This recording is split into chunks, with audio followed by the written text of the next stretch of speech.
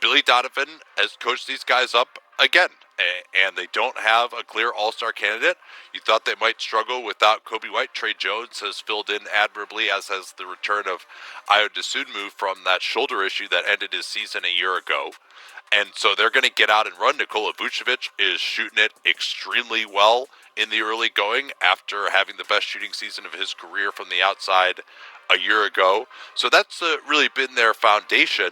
Now, defensively, they've kind of been doing it with the Jedi mind trick three-point defense, allowing only 31% three-point shooting. That's a number that surely is going to regress for them. But the Bulls are a team that they may not have that superstar, but they go probably 9-10 deep in terms of competent NBA players, and they've been relatively healthy so far outside of White and Zach Collins. So they can put 240 minutes out there.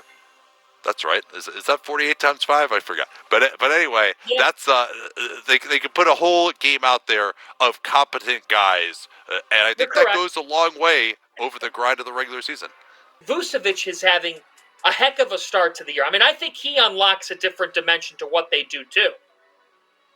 Yeah, I think he's their most important player because when you don't necessarily have premium scorers, they have capable scorers, but they don't have that guy when you look up and down their roster, like who's the guy who's really going to draw two, who's going to get a double team. Giddey in transition, you certainly have to deal with him. He can pass guys open to some degree, but when you don't have great individual creators, what can you do in the absence? Well, you give them a lot more space to work with. And Nikola Vucevic was a big post-up threat back in his days. You see him working on that part of his game here, no doubt.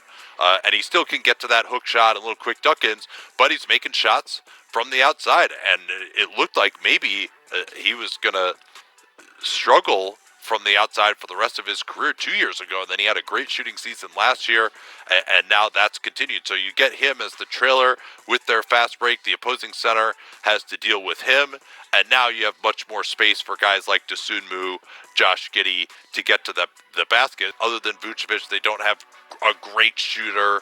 They don't really have a great penetrator. Giddey's probably their only really great passer.